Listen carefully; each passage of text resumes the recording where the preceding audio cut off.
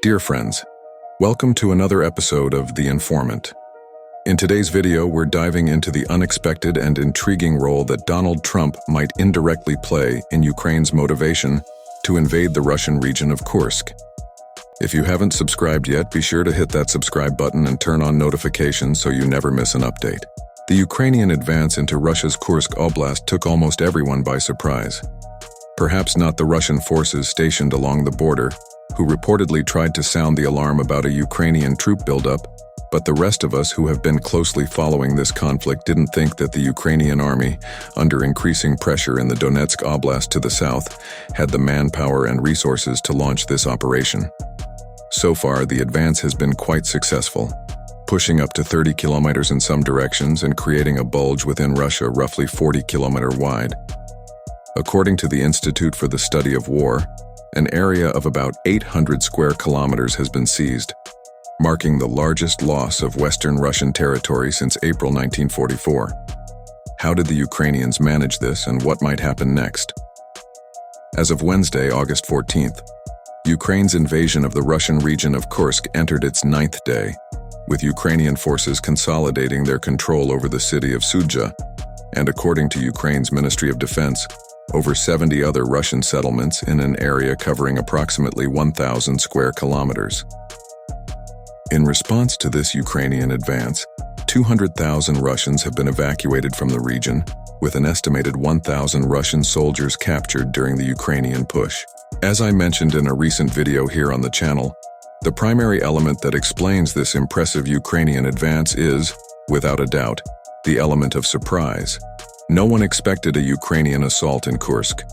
But beyond the surprise factor, the quality of Russian forces deployed by Putin is also aiding the Ukrainian advance. These forces are mostly composed of second-line troops with little combat experience, hastily pulled from training centers for new recruits. However, from what we know, Ukraine does not have the operational capacity to maintain those positions in the medium to long term. In other words, it's only a matter of time before Russia manages to push those troops back into Ukraine. But until then, the Ukrainians will have achieved what they desperately want, which is to force Russia to weaken certain active sectors of the front line by sending more robust and experienced units to Kursk, pulling them from positions inside Ukraine.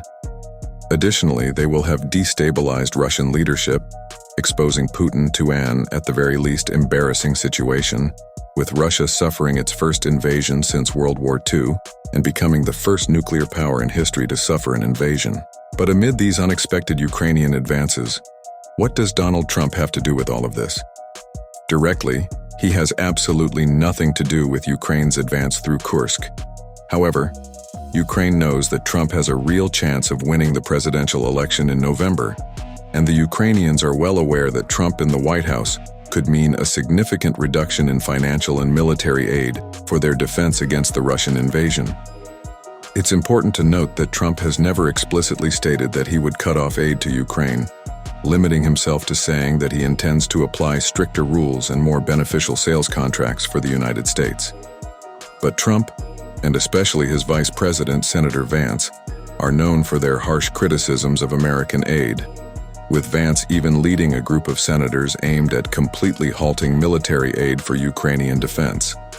Therefore, even if U.S. military aid to Ukraine isn't entirely cut off in the event of a Trump victory, it's almost guaranteed that this aid will decrease, leaving Ukraine in a very difficult situation, which, according to several analysts, could force President Zelensky to accept some of Putin's territorial demands, particularly the loss of Luhansk, Donetsk, and the official confirmation of the loss of control over Crimea.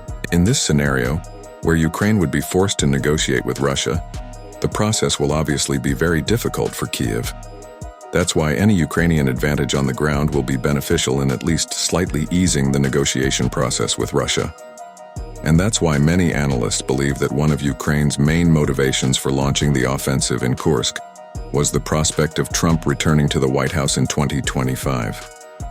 If Ukraine can consolidate its control over at least some Russian regions, or if this advance through Kursk weakens the front line, opening the way for localized offensives in some areas, the Ukrainians will have some bargaining chips they can use in the difficult negotiation process with the Russians. If you value independent journalism and want to support our work, consider buying us a coffee through the QR code on the screen. Your contribution is essential for us to continue providing quality analysis and information. Stay tuned for more updates, and don't forget to subscribe to our channel for the latest analyses and insights on the world's most urgent geopolitical issues.